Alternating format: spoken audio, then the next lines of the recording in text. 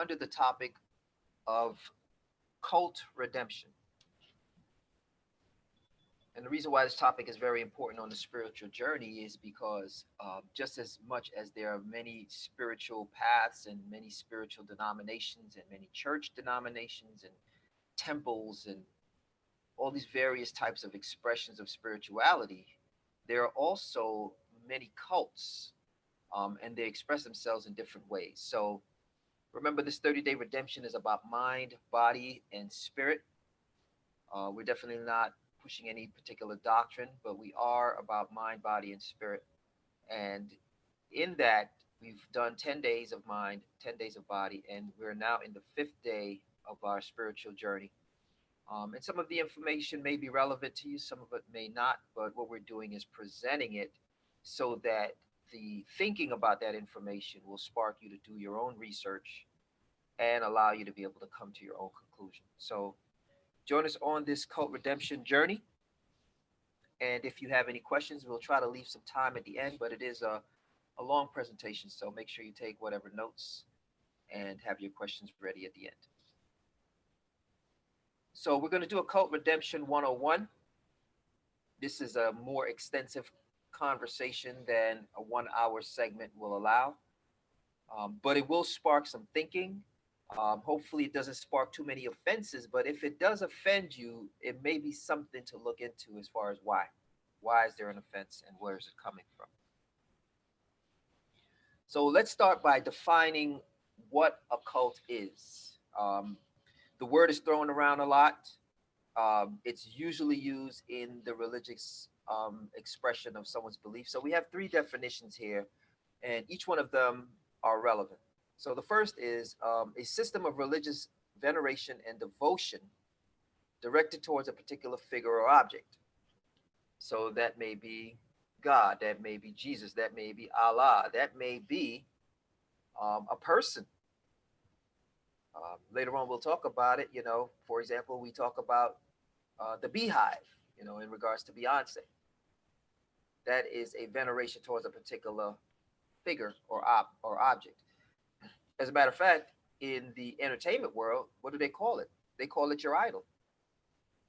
Okay.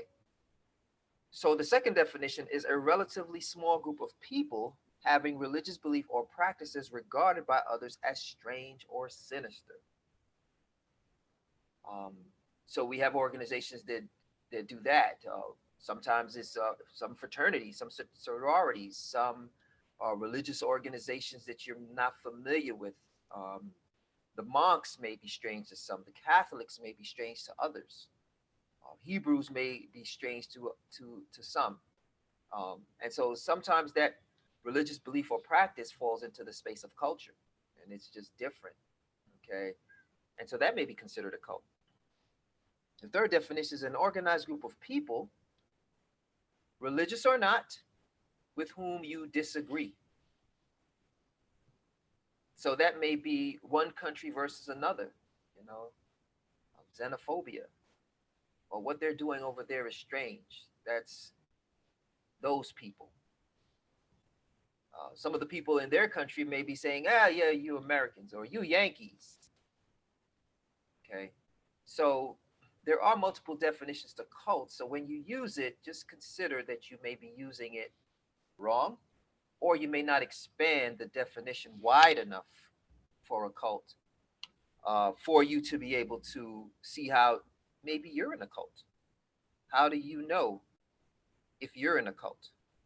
Okay. Worship, homage, care, labor, cultivation, culture, reverence. These are some of the other attributes of a cult.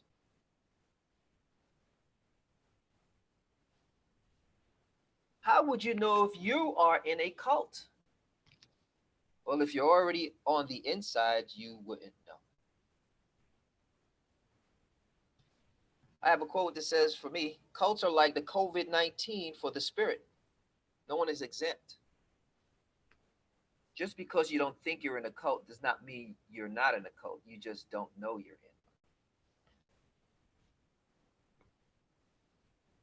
Here's a few popular cults that you may or may not know. Some you might have heard of, and some, based on the definition, of cults. And of course, this is not an extensive list. This is just an abbreviation or a summary. But a few popular cults that you may have heard of: the Moonies, the Universal Church, Scientology, John Travolta, I think also Tom Cruise, Jonestown, the Jim Jones, the massacre, where people get the popular term drinking the Kool Aid when it was really Flavor Aid. The siege at Waco, the Branch Davidian. Some of you might be old enough to remember that, and they raided the compound and burned the place down to the ground. Charles Manson and his followers. Child sex traffickers have their cults, sex cults.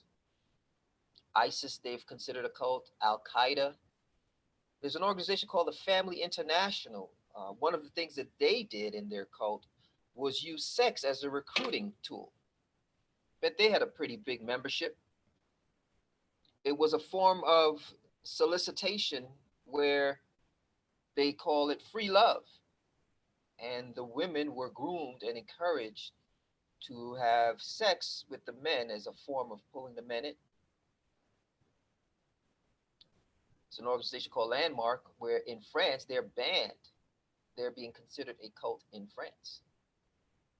There's an organization called the New York Institute of Social Therapy and Research. They called it a therapy cult, where they use social scenarios to kind of get into the psyche of people. And some of these organizations also, after they got into the psyche of people, also began to move politically to try to get candidates elected. What better way to elect someone than to get into the psyche of the followers, get into the emotion of the followers? This was in the 70s.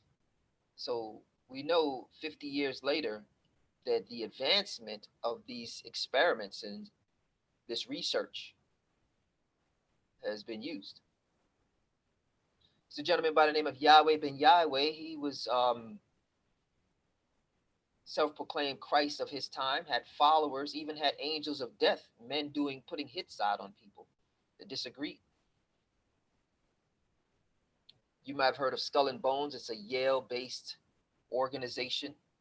They have a skull in the middle of the picture, supposed to be the skull of Geronimo.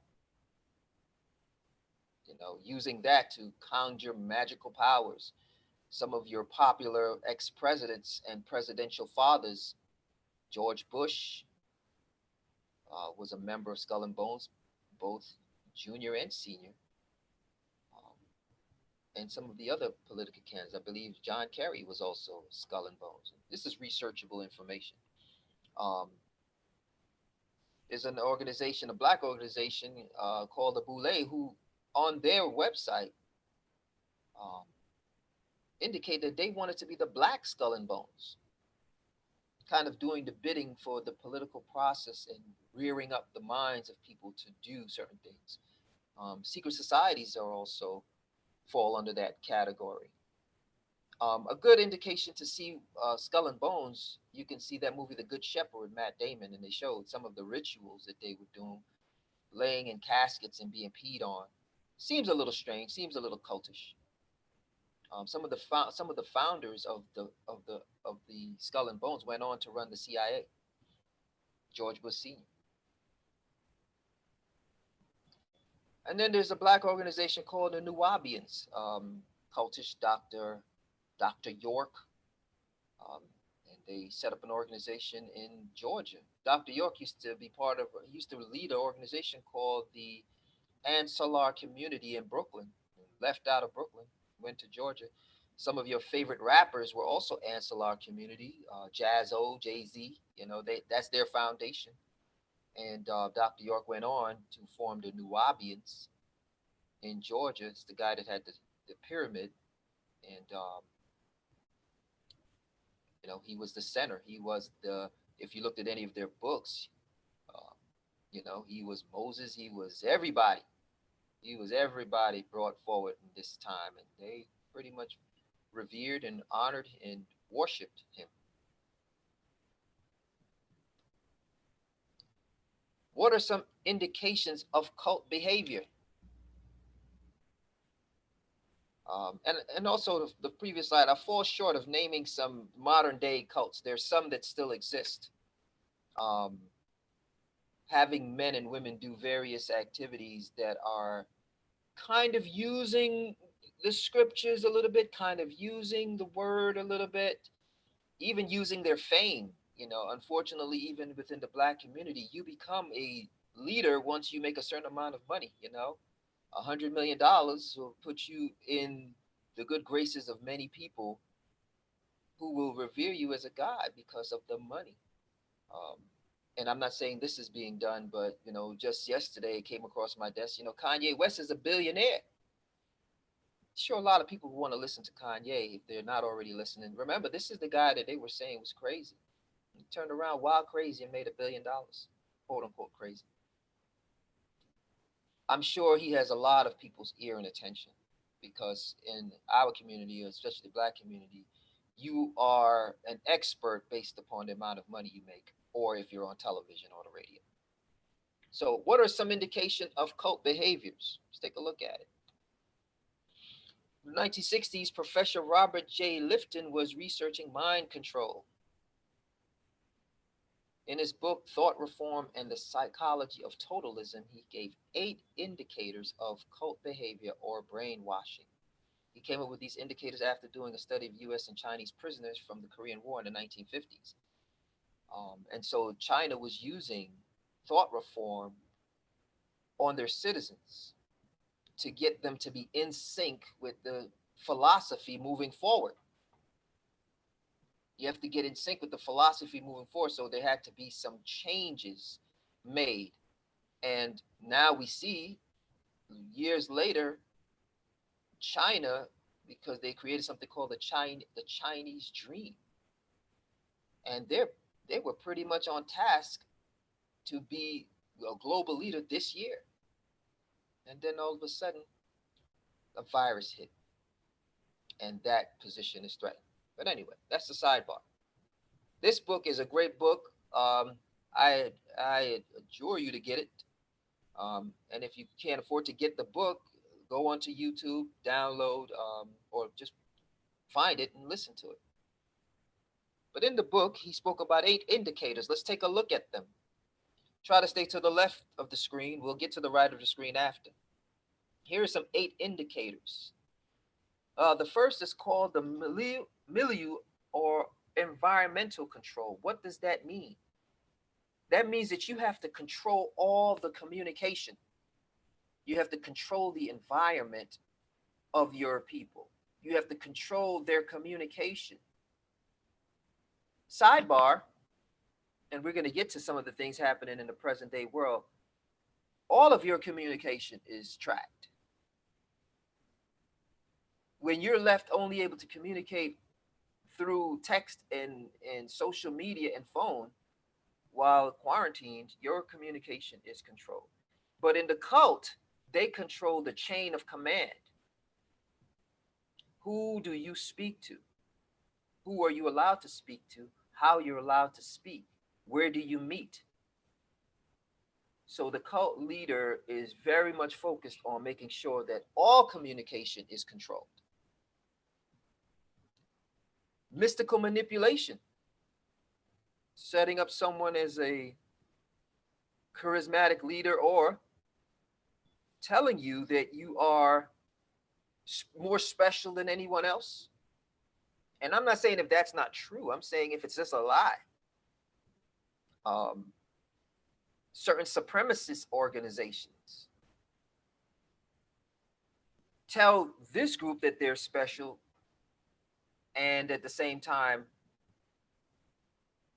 control the group. So that combination. This happens in all organizations. This happens in corporations. They call it corporate culture. This happened in multi-level marketing or what they call it now. There's another term for it now, but these happen in all organizations. Your upline. Um, there's an organization called Amway where they confess that they've created a cult-like environment. There's a book that speaks about create a cult-like following. I think it's the 48 Laws of Power. Create a cult-like following. So it's not unheard of that cult behavior um, is used in business, is used in churches, is used in mosques, is used in states because they want to see and predict the results. So control the communication and put titles on the people. This is the leader. These are the elect. These are the better than. Now, if it's true, it's true. But it's not always true. Demand for purity. This group over here needs to do a ritual. Hazing is a ritual. Um, in certain places, baptism and the way they do it. And again, this is not an attack on anyone's faith. This is just showing how this thing is rebranded and keeps resurfacing in various ways. The military, you have to cut your hair a certain way and be broken in. When you come in, if you're an immigrant to the United States, you have to be what? You have to swear in. If you want to enter into any type of political office, you have to take an oath. There's no escaping it. When you go to school and you're a youngin, what you have to do, you have to do the Pledge of Allegiance. The man for purity is a transition from whatever stage into the cult.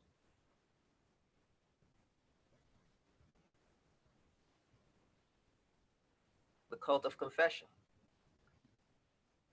Certain organizations straight up tell you, you got to confess to the priest. Certain organizations, they want you to expose yourself in front of an audience of people. Some organizations, they want you to act like you caught the Holy Spirit in a circle of people who are telling you, catch the Spirit. Ultimately revealing your personal life, private life, your occupation as presented in a sensationalized form in a book, newspaper, or movie. So you have different ways you express it. You express yourself, you're naked. That's pretty much ultimately it is. Make you totally naked and exposed.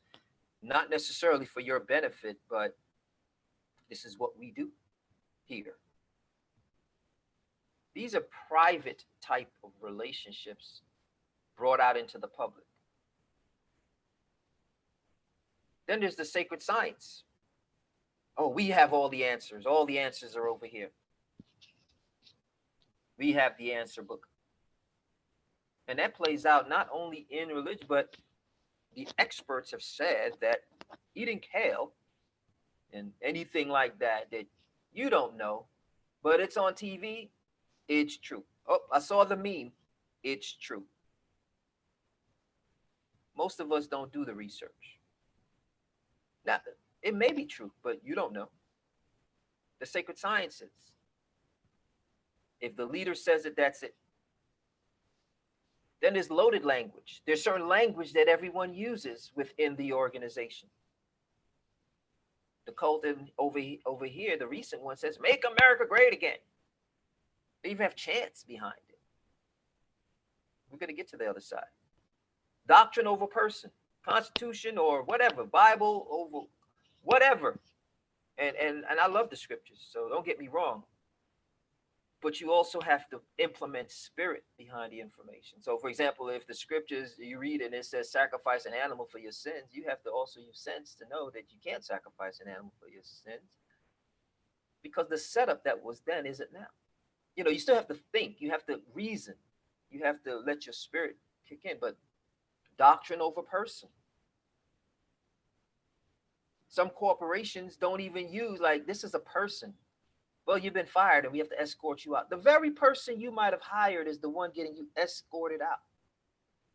You're done here, sir.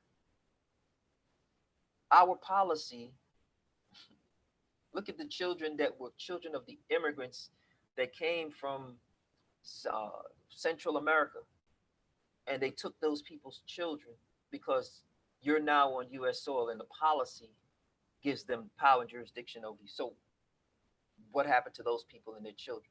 The children are separated from their parents, but the policy, okay, and then dispensing of existence is the leader can make you not exist, snap of a finger. That's either you're, yeah, you can die because the organization that you were once part of now no longer embraces you. Have been cast out. You've been labeled as an outcast or um, a rebel, or you're fired, or you're no longer welcome here. That kind of language. So let's look at how that applies today, and if you are in fact in a cult, because unfortunately, many people have this. I'm not in a cult. You're in a cult because you're in a church, or you're in a cult because you're in a fraternity, or you're in a cult because you're in the Masonic order. I'm not in a cult. You are in a cult because if you're exhibiting cult-like behavior, doing strange things, like you go into a room and they say stand up and say the Pledge of Allegiance, and you stand up and do it, and you don't even really know why, where it came from. Look at the Kaepernick scenario. He's like, I'm not about to be singing no Star Spangled Banner or anything because it's racist. Ah, they're up in an up. All the people in the cult up in an uproar. How dare he question the foundation of the principles? Foolishness, right? So let's look at the indicators in the present world of cult-like behavior. In the milieu of control on the left, when you look to the right, um, there's a monopoly on the communication within this country. There are main organizations who own a slew. Rupert Murdoch owns a slew of media companies, including print, radio, um, television. Let's look at social media. One company, Facebook, owns Facebook, Instagram, and WhatsApp. I saw Zuckerberg on a video talking about at any given time, there could be 800 million people using a platform.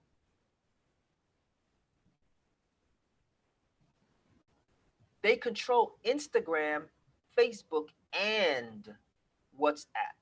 Google controls Google for the search engine of the world, YouTube, and the ads is going on. They control the ads that you see. Amazon has a monopoly on shipping and products. Hundreds of millions of billions of dollars. Communication is controlled. If they want to know, whoever the they is, want to research you, they can hit up Facebook, Instagram, Google.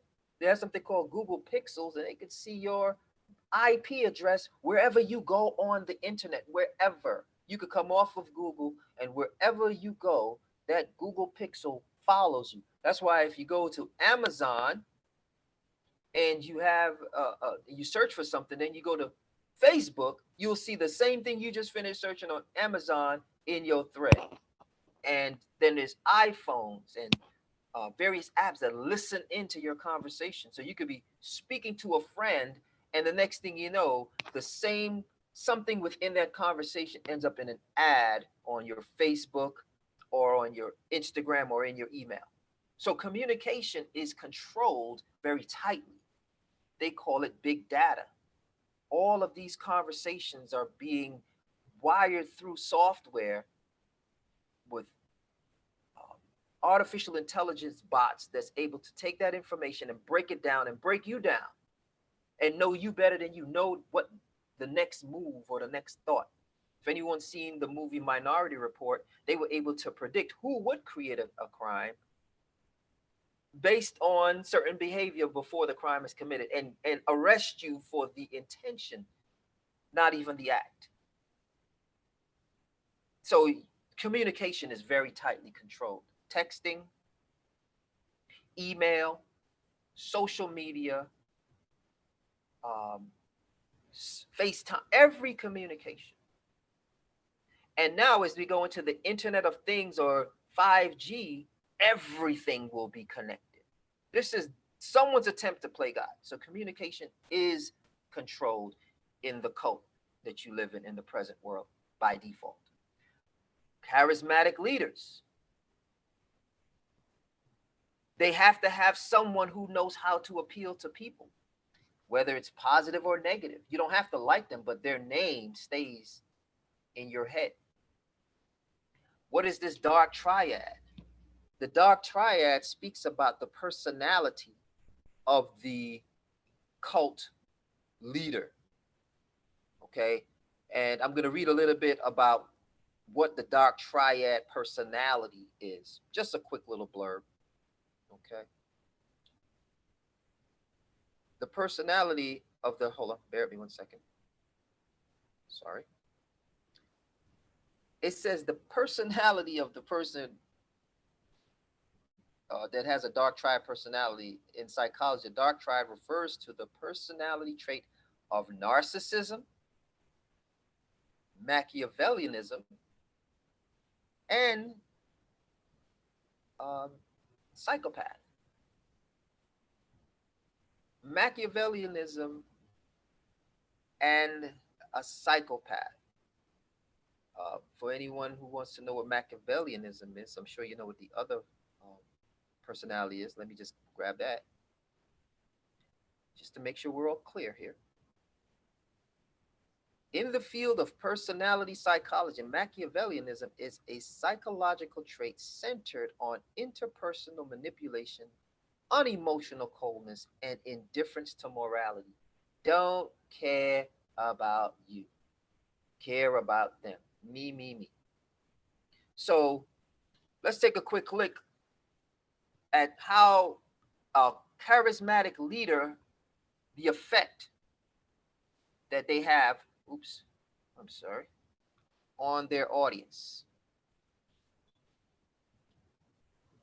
Let's take a quick look.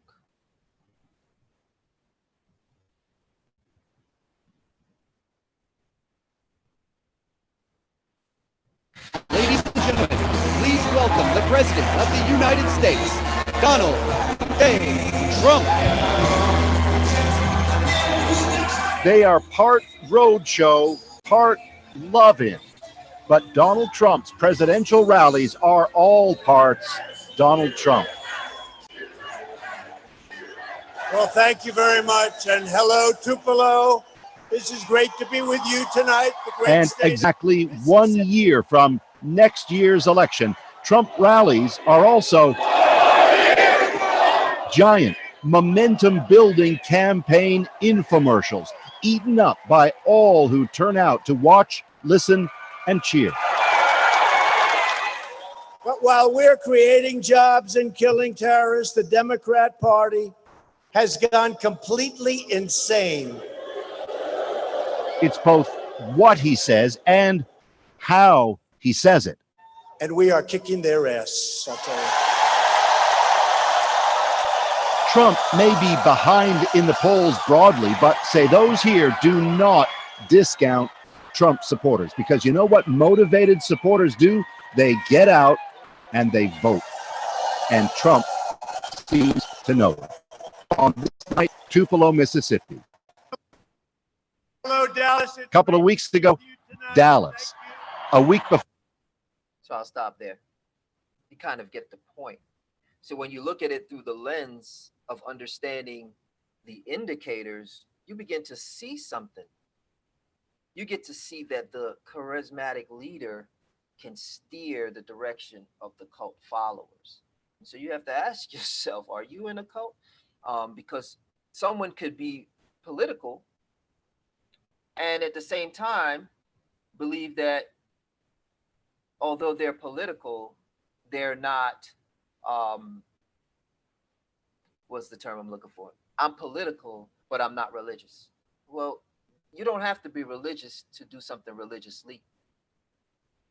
And some of this behavior is very cult like, even though it's not in a church.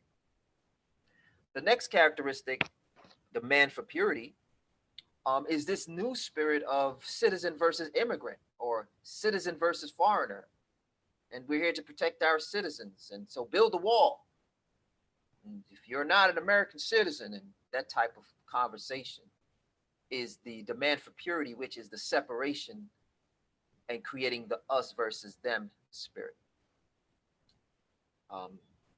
And this is not just a Trump-based philosophy that we're talking about. We're not talking about the Trump philosophy. We're talking about the spirit of us versus them. So this is not just, this is not just a Trump-based philosophy. This is a philosophy of cults versus non-cults. Okay, so the citizen versus immigrant, the us versus them, this divide and conquer splits into not only the insiders versus the outsiders, but who amongst the insiders are the upper echelon, the 1% versus the 99%, the black versus the white, the gay versus the straight, the suburbs versus the hood. It just keeps splitting and creating these pockets. And then you have individual leaders within those pockets leading the people and their mini cults. The cult of confession. Social media, the first thing you go on, and what does Facebook ask you? Well, what's on your mind? Like, Facebook, I don't know you like that. But we all jump in, myself included, and we plug in our little 2 cents because Facebook said, well, what's on your mind? And that information, you begin to confess what is on your thoughts. And some of you are experts in sitting down, reading other people's thoughts and saying, oh yeah, she's probably going through something. Or some of you even bold enough to jump in the box and, are you okay? I'm okay. Just posting some thoughts. But all jokes aside, you are confessing when you give your thoughts, when you take polls, when you take censuses. You are confessing private information, which is supposed to be private. Look it up. You have privacy rights. But when you give up those rights is when you participate. As long as you participate, no one will tell you that you don't have to. Okay. The fifth is the sacred science, which is manifested today as, the scientists have proven, and we've done a research paper that shows, and data shows this, and research, and well, the celebrity said it. I saw it on Fox News. It's true. I saw it. I read it in the New York Times. And so we give people power over us because they must know. I mean, I read it in the New York Times. Jay-Z said it. My doctor told me that I have cancer. They said that I have COVID-19. I mean, they said that the African community are more susceptible to the COVID-19 and that type of stuff. And no one does the research because the experts said it. And hey, now you can target a group of people because someone said something. So that's the sacred sciences. They are the experts and you're not. Loaded language, I touched that already. There is cult language. Okay, Make America Great Again is cult language. Keep America Great is cult language. Even in some of our religious context, you'll have people repeating the same thing over and over to each other, especially in some of our Black organizations. We wear down the 4 or 5 words we learned in our cult over and over again. So there is language that's cult-based language. There's even certain language in certain neighborhoods that's just part of the language. Go to New Orleans, they're like, hey, baby, everything is, that's what, and we say, that's what we do down here. Same thing up in New York. So there is a cult-based type of language. And some of it is culture. So I don't want anyone to go away thinking, man, am I using cult language because I said, no, just understand that there is a cult based language. And if the language separates the you from the them, then it starts to get a little bit, but why do you do that? And you have to start asking those questions. Doctrine over person. Well, the Constitution is the law of the land. Or, well, the Bible says, and you're talking to someone who loves the scriptures, loves the Lord. I'm just saying sometimes we don't think about, even in the scriptures, it tells you how you're supposed to behave when you deal with someone that doesn't know, or when you deal with someone that made a mistake. But if you get so hardline that you're not thinking, now you become a worshiper of information. You become a worshiper of the Constitution. Even corporate guidelines. Our policy here, you could see someone in a position to help someone. Let's say social service. They're in a position to help someone. And you turn that person around or turn that person down because, well, our policy does not allow us to give you any kind of milk unless you fill out this paperwork, ma'am. My baby's hungry right now. I'm sorry. I wish there was something that I could do. They say that. The human forgets to be a human because the policy tells you can't be a human. That's a cult. The next is dispensing of existence, and we touched on that. But modern day, it's, oh, we're going to have to deport you. Or people dismiss you because, I'm sorry, what school did you go to for speaking spiritual matters? Oh, I didn't go to, the dismissing of, so where do you work? Oh, I'm an entrepreneur.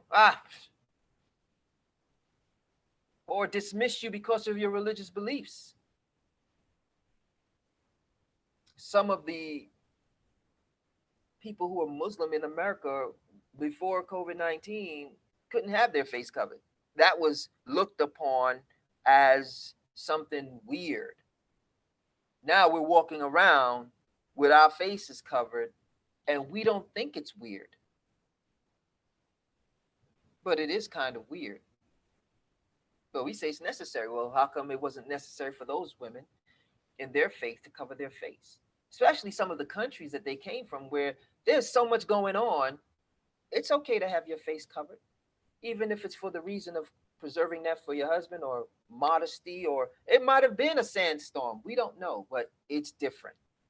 So people dismiss you because of your religious belief.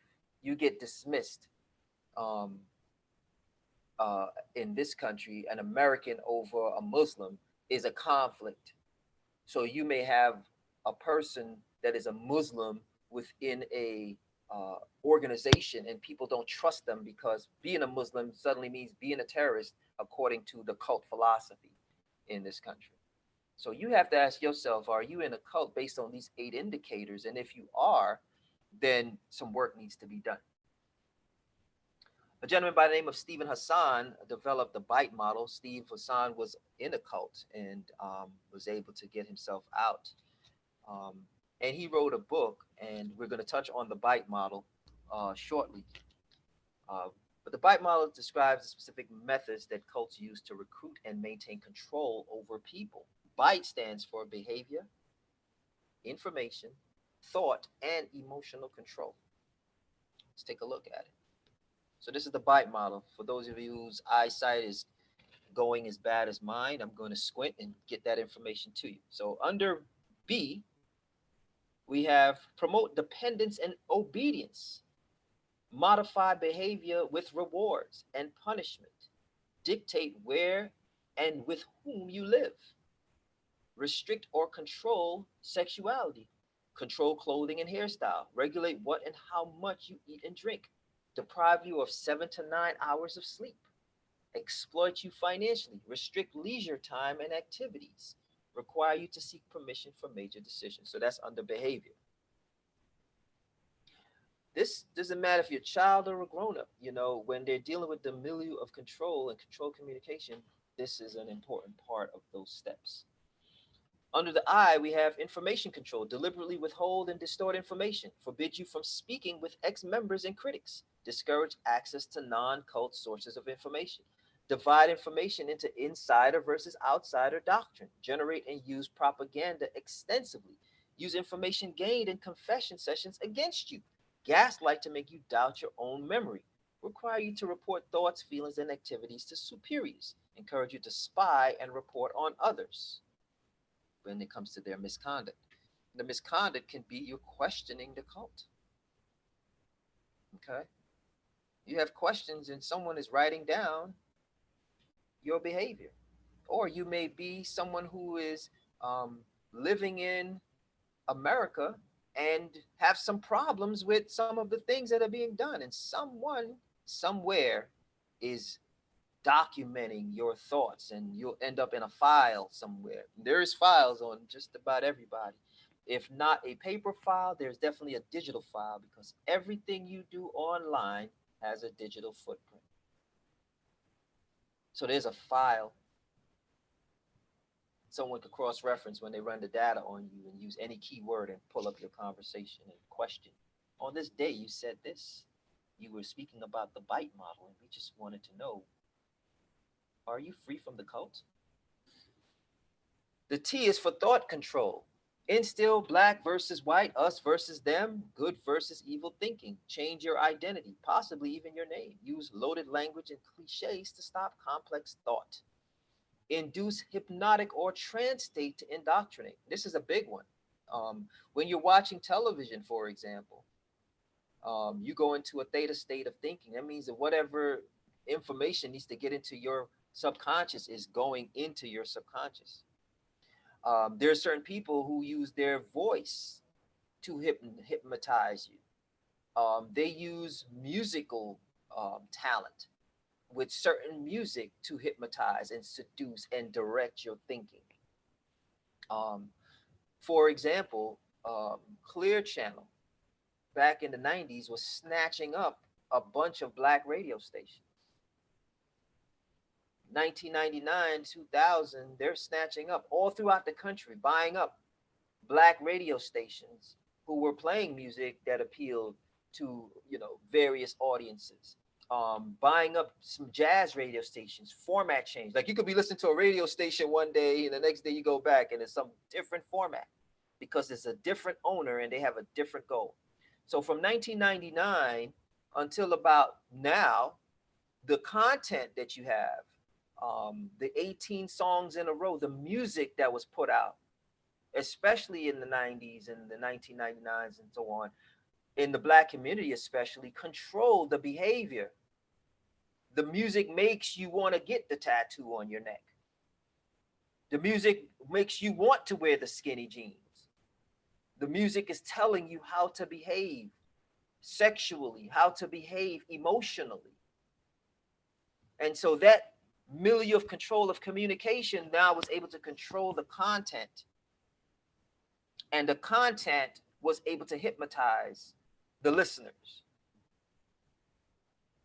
And then you turn around and they say, oh yeah, the black community is more susceptible to COVID-19 because you have a psychological infiltration, a food infiltration, a habits. For example, they was pushing drug music heavy. In the 90s, they was pushing the sell the drug music. By the 2000, they're selling the use the drug, popping mollies, the weed music. Everybody had a blunt in their mouth. And this is nothing against anyone doing the medical marijuana, et cetera, but a buddy of mine told me, look up COPD and how it affects your lungs. And COPD and COVID are cousins. Because when you go in, they're not going to know if you're suffering from a problem with your lungs from smoking weed or if you have COVID. Once they label you, that's it. Cigarettes, weed, however you want it. But just know that this induction of hypnotic and this need to behave like everyone else, even the drinking. excessive drinking, excessive smoking makes you more susceptible. If you research mind control, the three indicators that it will get into your subconscious and program you was, number one, creating a stressful environment. Number two, repetitive information. Number three, something that would open up the gateway of your psychosis. Back then, when they was doing it, was LSD. But weed works just as good. So open up your psychology, repeat 18 songs in a row, and put you in the hood would probably induce you to be under some kind of mind control. And you think they don't know that? Research Kaleidoscope Radio. These people know exactly what they're doing. So yes, are you dealing with some kind of cult? Through your radio station. All right. Teach thought-stopping techniques to prevent critical thought. You look at some of the math some of these children are learning in school, and the technique to solve the problem creates 4 more problems. Back in the days, you should be able to look at the number and know that 4 plus 5 is 9. No, they want you to show how you got to the 9. Ridiculous. Allow only positive thoughts. Use excessive meditation, singing, prayers, and chanting to block thoughts. If you ever look at any of the videos on the Jim Jones, they had the people singing. If you look at yourself on social media, singing along to the latest Cardi B, doing the same thing. 18 songs in a row. Reject rational analysis, critical thinking, and doubt.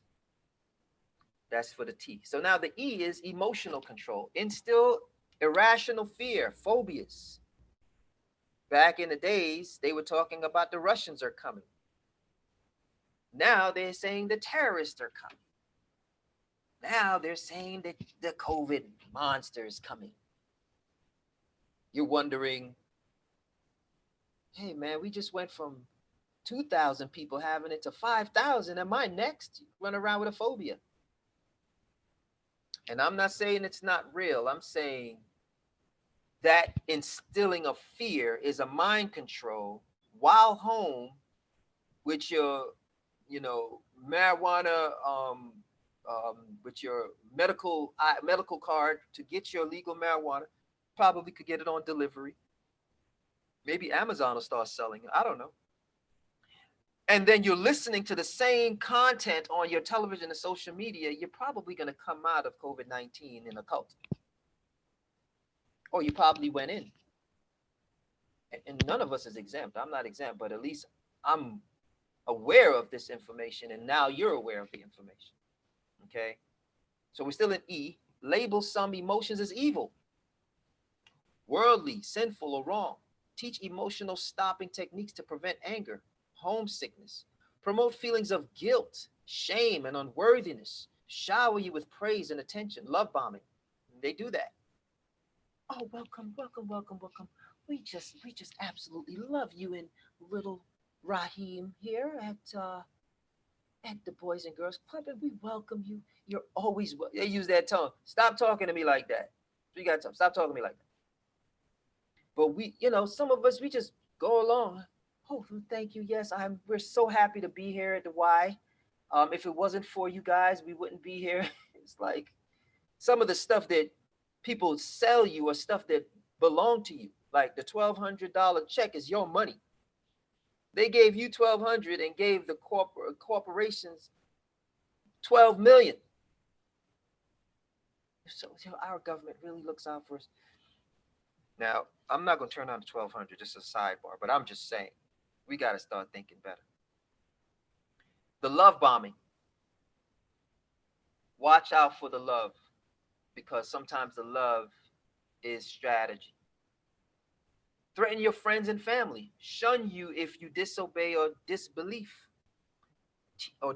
Teach that there is no happiness or peace outside the group. And that's a big one, because that rejection. They say that sometimes when people get fired, it's worse to them than a death. Imagine you at a place 15 years and then they walk you out. You're going to go through some kind of rejection, depression, because your world went from 9 to 6 to nothing. So even a job creates a cult-like environment. Okay. Is social media considered a cult? Some say, well, I'm not into politics and I don't go to church and I don't subscribe to any religion. So the BITE model don't apply to me, and the totalism and thought reform model and the 8 indicators don't apply to me. Well, are you in a cult based on being on social media? Let's take a look at it. The BITE model, virtual cultism, behavior control, deprive you of 7 to 9 hours of sleep. How much time do you spend on social media? Look at the picture of the woman at the bottom. What happens when you wake up 3 o'clock in the morning? You roll over, grab your phone. Do you even realize you grab your phone? Observe how everyone is walking around with their head down. That is the portal. They call it a smartphone. What's ironic about the smartphone is that there's something called the smart grid that's coming, and the smart grid works off the 5G. So you had the smartphone before the smart grid. Then there's something called smart dust that will be dust particles that can track everything. So somebody had a plan. So is your phone being used as a way to get the cult, the lily of control, the communication to you? What is the I? Information control requires you to report thoughts, feelings, and activities to superiors. Superiors in this case is the digital system. Encourage you to spy and report on others. Hey, we didn't like that video. Hit the little complain button. Somebody did that on one of our videos because I guess they thought that the content was risque. The content is informational. We're not going to censor things that you're dealing with in your world. You're a grown-up. You're supposed to do your research. But someone was kind enough to hit the complaint button about something that we did. Now, if anyone has been tracking this 30-day redemption, there's nothing that's been done more than to inspire people. Even if you disagree with the content, you're free to hit X. But for the most part, we have not put out anything out of order. We might have put out some things that people don't agree with, but such is the world, okay?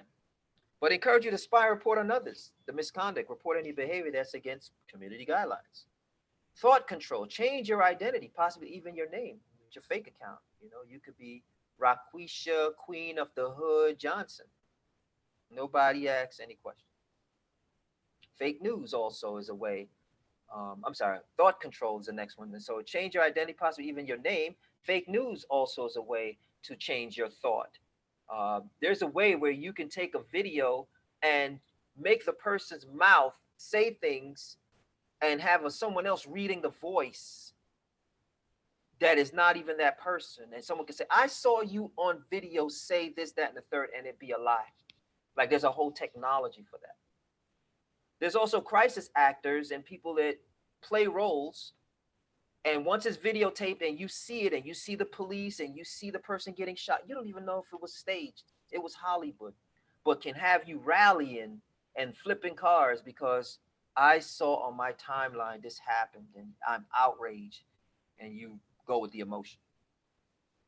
Emotional control, promote feelings of guilt, shame, and unworthiness, comparing yourself to others, design the lives of other people based on their pictures, videos, and characters. Oh my God, look at her and her husband there. Oh wow, they took a trip to Peru together. You know, you never take me anywhere. They're on a backdrop. They're in front of a backdrop or something. You seen those pictures where they show people using fake windows for the plane. And you like, man, I never go anywhere. And it makes you want to go somewhere because you saw a picture of someone going somewhere. So yeah, virtual cultism is real. Okay. And you get showered with praise and attention, likes, loves, emotional comments. You feel at home. Some even say Facebook family. And I've even seen personally some people rolling over in their cover saying, good night, Facebook. Stop it.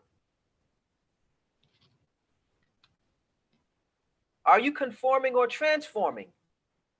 Let's take a look at this quick video of conformity and a conformity experiment, and ask yourself if you've done this at work, if you've done this in school, if you've done this online in your life.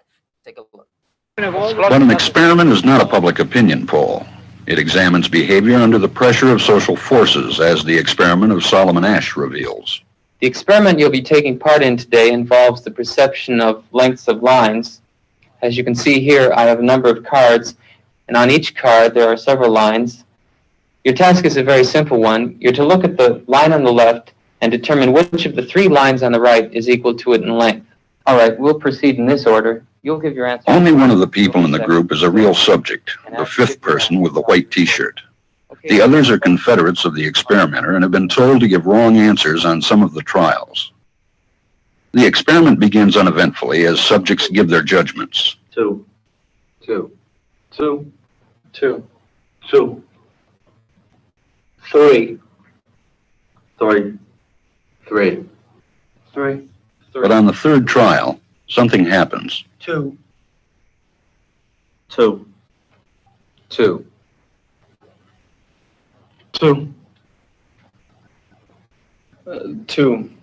The subject denies the evidence of his own eyes and yields to group influence.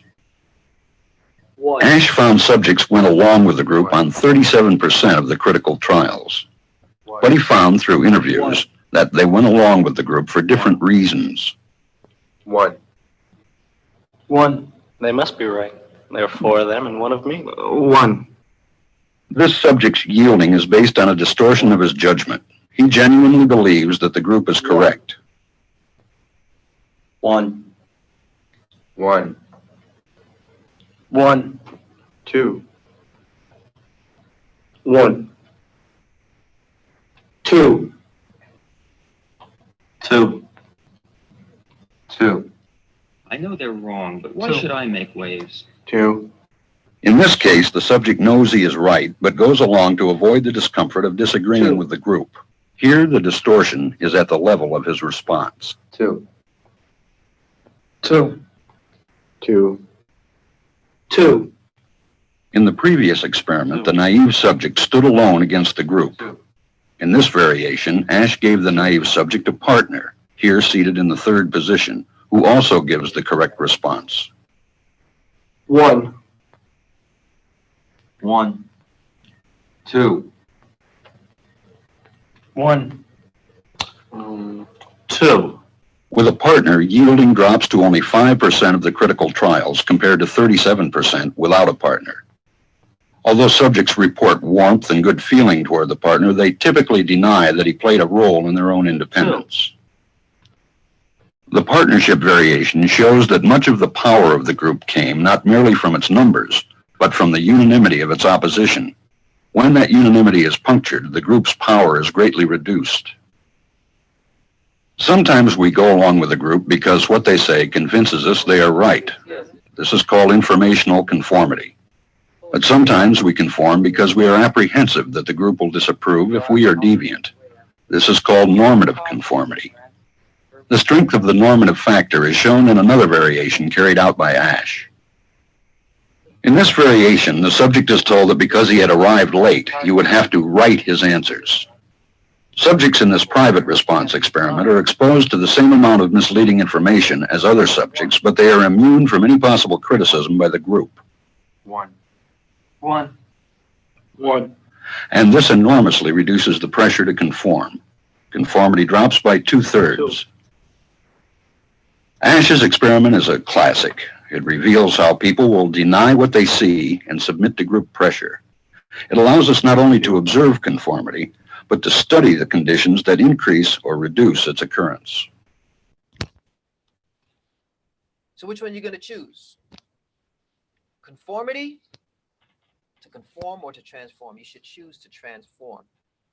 That's why we're here. That's why we're doing a 30-day redemption. That's why we're doing a cult redemption, is because it is time to take control of your own brain. You know, when I did my first presentation on the mind, I said you have people taking up real estate in your mind and not paying rent or mortgage. So you have to claim back what is yours. Here's some recommendations. They have 8 points. Well, I have 8 points. You can create a schedule. Time wasted, or they say idleness is the devil's workshop. Create a schedule. What are you doing with your time? How much television are you taking in? Because they're going to keep putting in content. How much social media are you taking in? Create a schedule. Even Facebook has a little indicator that you can set, and they'll let you know, yeah, you passed your hour. Set that if you must be on. But create a schedule. Stick to the schedule. Get deliberate content that you want in your mind to give you predictable results. If you don't want the content to motivate or inspire or influence you, then don't put it in. Get deliberate content that's going to get you where you would like to go, okay? And that could be if you want to go on vacation, you know, and some of you have seen this, they call it The Secret, or the attraction, the law of attraction.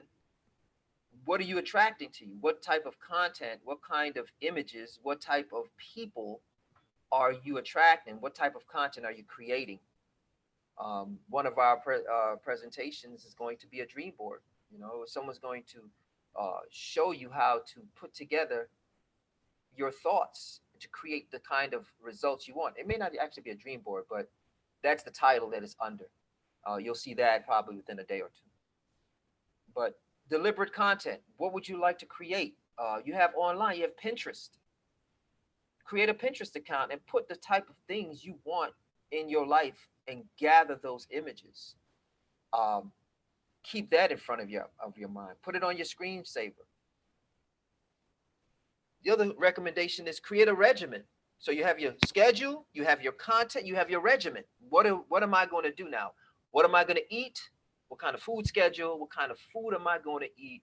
What kind of content am I going to take? And what kind of exercise am I going to do? And do I have an accountability partner, someone that is going to remind me or do it with me, that's present with me through the process? Very important. Create a contract with them. I'm going to hold you accountable. You're going to hold me accountable. Do not enter into agreements with people if you don't intend to be agreeable. If you don't intend to follow through on what you're asking them to hold you accountable for, why would you enter into that? So you have to be teachable. You have to be someone that someone can say, hey, remember, don't just flip it. Well, I'm not doing it today. Then the whole contract was a waste of time. Follow through. Get adequate sleep. That's something, you know, and I'm speaking to myself. Get adequate sleep. A good night's rest makes all the difference in the day. That's your night shift. Make sure your night shift, because that's the time when that content that you put in to your conscious mind, whatever you read, whatever you looked at, now your mind is putting that information into your subconscious so that your spirit and your muscle memory, based on the exercises that you do, begins to transform you. So make sure you get adequate sleep. Spend some time in nature. You came from nature. If you're disconnected from nature, you have been transformed. You have been conformed to society. Get back into nature. Get back into yourself. Put your hands in some soil. Get into a planting program. Plant a garden. Go by the river. Go fishing. Go up the side of a mountain. Stay in a cabin. Spend some time in nature. Spend some time with yourself. Spend some time in meditation. Some time in prayer. Read a good book. Have a good conversation with a loved one. Time with yourself. If you need to and you have to go, see a therapist. Be part of a support group of people that are like-minded, or people who have gone through the same things, and cross-reference some of those things that you've gone through. Maybe some of the people that's coming out of the United States of America cult. Maybe some of the people that's coming out of some of the church cults. Maybe some of the people that are coming out of some of the other corporate cults. Former co-workers. Let's talk about it. Yeah, this is what happened. All right, what are we going to do about it? And work on something together. And then tell your story. Write a book. Gentleman I showed earlier, he wrote a book. He's making money from telling his story. Create a blog. If you're going to be on social media, tell your story on your wall. Create a fan page. Journal. There's something called blogging. You can keep it private. or create videos on your phone, store it in the cloud. Look at yourself, tell your story, get it out. So I'd like to bring in at this time Jabrita. We're going over a little bit, and please bear with us, but this is an important topic. So Jabrita, are you there? And if so, can you jump in with me? And I'd like for Jabrita to talk a little bit about, let me make sure she's here so I don't get you guys hyped up. Okay. She's here. Okay. I'm here. All right, perfect. So, Jabrita, tell a little bit about what you do. You were on here day 3, but just tell a little bit about your background, and then I have a question for you, and we could just chop it up a little bit. Okay. My name is Jabrita Shelton. I am a trauma transitions coach. I am also a certified victims and survivors I am a certified victims and survivors coach as well. A little bit of my background, why I got into trauma is because, first of all, it's experience. Second of all, I have a love for behavior modification and helping people transition their trauma into triumph. So I'll go ahead and let you start with your question, Tashao. Okay. So my question is, if someone is now leaving any one of the cult-like, now that we're labeling and seeing that these are some of them, not all, cult-like environments, whether it's a multi-level marketing cult, where you have to recruit people no matter what, money or not, whether you're in a corporate environment that calls it corporate culture, whether you have come up in the church or come up in the mosque or come up in some kind of religious environment, or whether you are straight up and down coming out of a cult, Scientology, or any one of the others. When someone now comes out of that, what type of things have you seen someone deal with, or is that even considered trauma when they go through that? And what type of behavior do you see them going through when that happens? Okay, so I am going to, first of all, I guess, give you some terms and what I like to call emotional trauma transitions for escape, or for escaping, traumatic experiences. So for instance, let's talk about fear. I know you mentioned it. And by the way, you did an amazing job with this presentation, but you mentioned fear. So let's talk a little bit about fear. Of course, everybody, well, let me not assume that everybody knows what fear is. We know the feeling of what fear feels like, but I'm going to give you the terminology of what fear actually is. So fear is the emotion caused by belief that someone or something is dangerous, or is it causing pain or threat.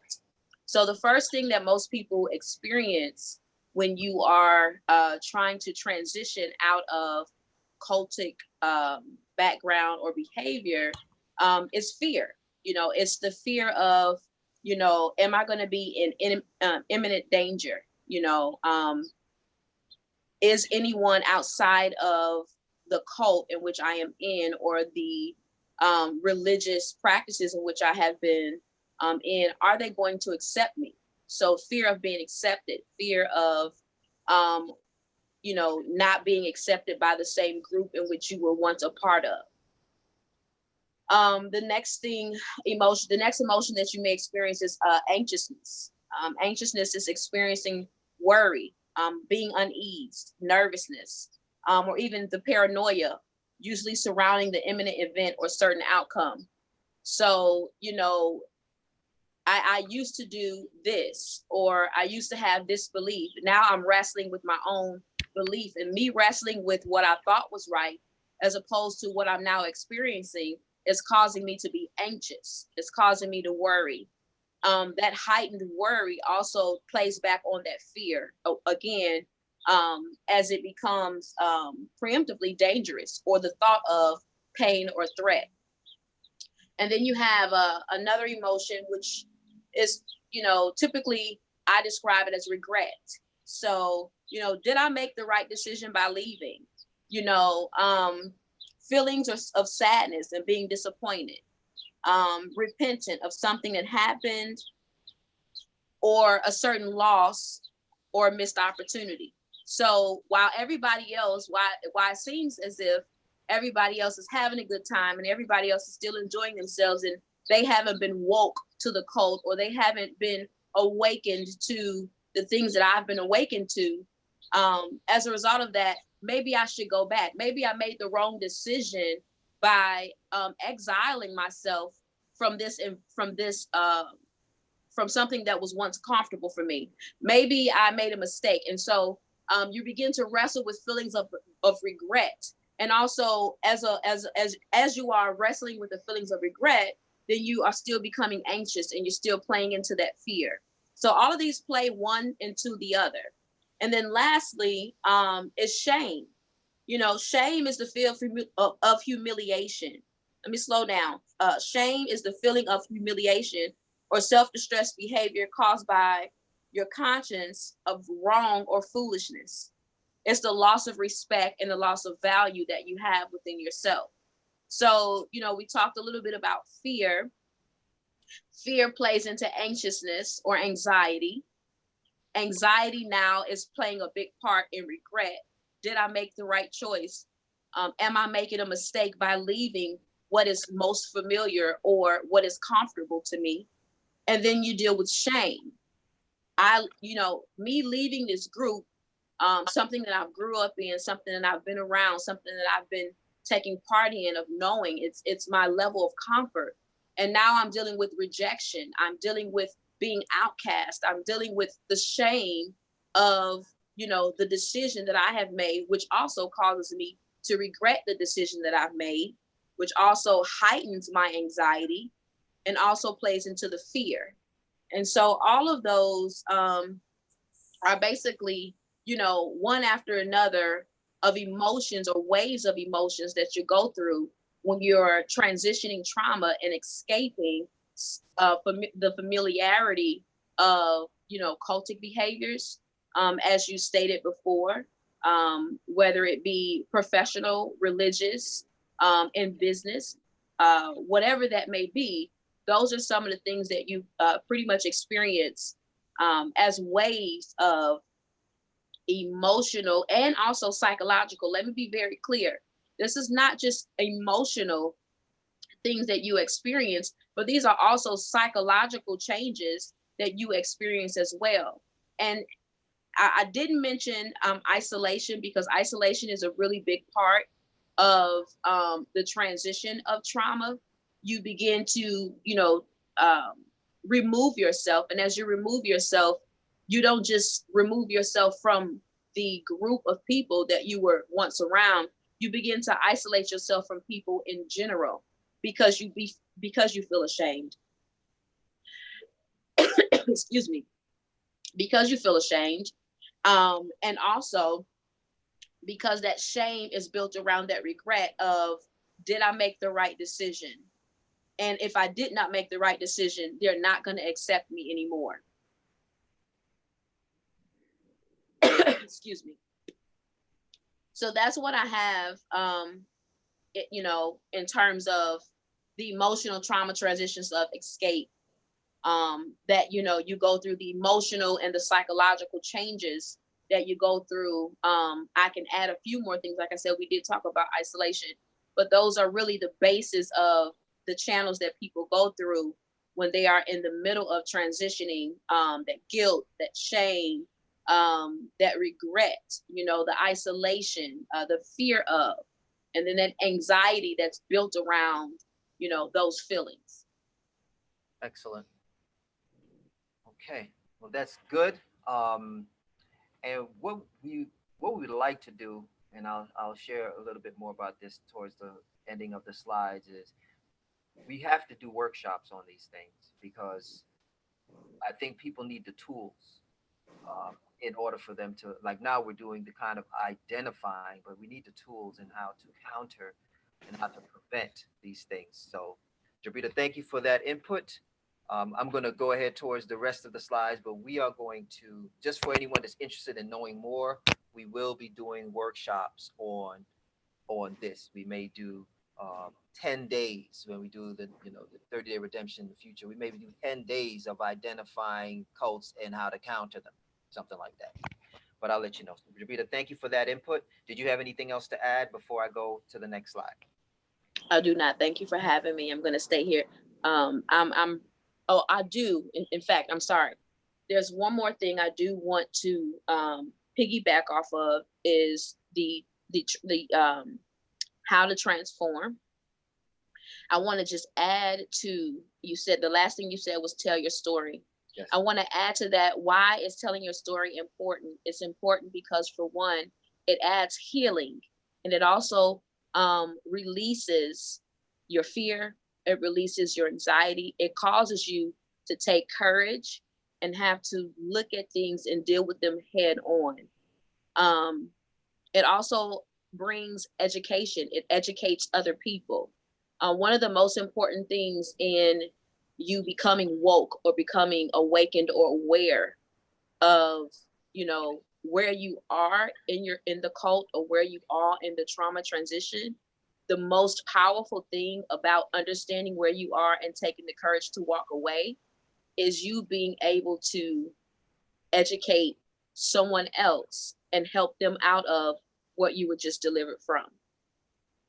So that's all I have to say. Thank you. Excellent. Okay, Jabita, thank you so much for your input. That's Jabita Shelton, and she will be present for any questions after. We'll try to leave a few minutes, and I apologize for us going over, but again, important topic. All right. So in summary, cults exist in religious, political, social, entertainment, and even business environments. So although cults exist externally, cult redemption begins internally, and that happens through self-discovery. That happens through discovery of your purpose. That happens through family. That happens through culture. That happens through nature. That happens through your faith. And most of all, it happens through love. So find what you are seeking internally. All right. This is me, Kashab. You can find me on Facebook, facebook.com/AskKashab. And I'll be happy to communicate with anyone through there. At some point, we will launch the Ask Kashab website. But for now, what we do have is the 30-day redemption website. And you can share this with others, and we will be doing some of the things that will be done on Ask Kashab eventually through 30-day redemption, such as what we're doing now. So I'm going to open up the lines for anyone that has any questions. We're going to take maybe 5 or 10 minutes to answer any questions.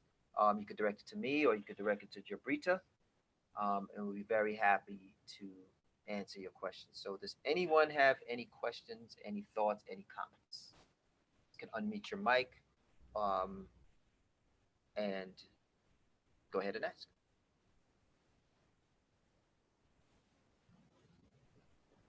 I have a question. Okay. So this is Yane. So my question is,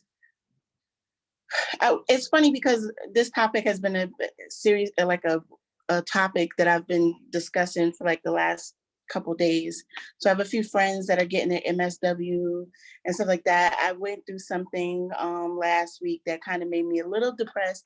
And so what I realized is that from whatever I was going through, I was very, very upset, but I was more upset with myself. And so when I was talking to my friends, I asked them, I said, if I'm upset, why do you think I got so upset with myself?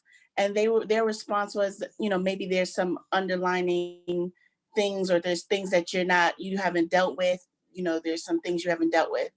And I asked them, I said, okay, so once you acknowledge that you have some maybe past trauma, or current trauma, once you acknowledge that you have trauma, then what do you do? And the answer that they gave me was everyone's different, and that's pretty much what it is. They were like, a therapist's job is not to tell you the answers, but to guide you.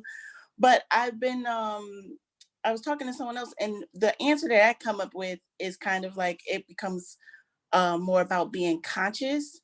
Like the more conscious you are of the things that maybe trigger you, because I can't really see a way to get rid of past trauma or any trauma, but if I'm more aware of it, then maybe that will help me moving towards the future. So I'm just asking you if that thought process is correct or not. But you guys, it doesn't matter who answers it. Jabrita, would you mind jumping in on that? And then I could probably come in after if needed. Yes, absolutely. So to speak to you, Yoni, first of all, I do first of all congratulate you on recognizing your area of trauma and also your triggers. That is really the first thing that I usually speak with my clients about, is being able to be head on, being able to identify exactly where you are. Now, to answer your question, there is a way to transition trauma. There is a way to heal trauma. The first step is in recognizing. The second step is in, first of all, understanding where the trauma came from or where it stemmed. I know you touched a little bit briefly on why you were upset. Anger is a part of you discovering, a trigger. Another thing is this: when you recognize the trauma and understand where the root cause come from, or what emotions you are having built around that trauma, or why, or even discover why you were feeling the way you were feeling about that particular area, that's when you begin to go a little bit deeper. So it could be, and yes, therapists can help you draw it out. They won't give you the answer. But what I typically tell my clients is, as a coach, I typically ask questions that most people don't want to ask. So I dig a little bit deeper. You may get frustrated with those questions. Emotions may come up throughout those questions, but there are questions that need to be asked in order for you to be able to pinpoint exactly what happened, when it happened. And then now, once you discover that, we can move a little bit further. So it can be healed, it can be transitioned, and you can identify what those triggers are, but you also have to know how you deal or how you cope with those triggers as they come up. The first reaction is anger. Why? Because that's our natural response when we feel uncomfortable or something doesn't feel good to us. But 9 times out of 10, the reason why you begin to feel angry is because somewhere along the way you have felt this before and it was not recognized. So when you found yourself in that situation again, you didn't know how to handle it because of the familiarity of it being unresolved before. I'm done. Okay, awesome. I'm going to leave Jabrita's answer, but we can probably reapproach this when we do a workshop, Yane, if you're interested in that. But I'm going to move on just to give some other people a chance, so we're not long-winded on that one question. Does anyone else have any questions to bring out, to ask, or to type in the chat? In the chat, one person made a good point. They said, I've seen where people go in the other direction. And so they go out and they become drunks, promiscuous, or rebels.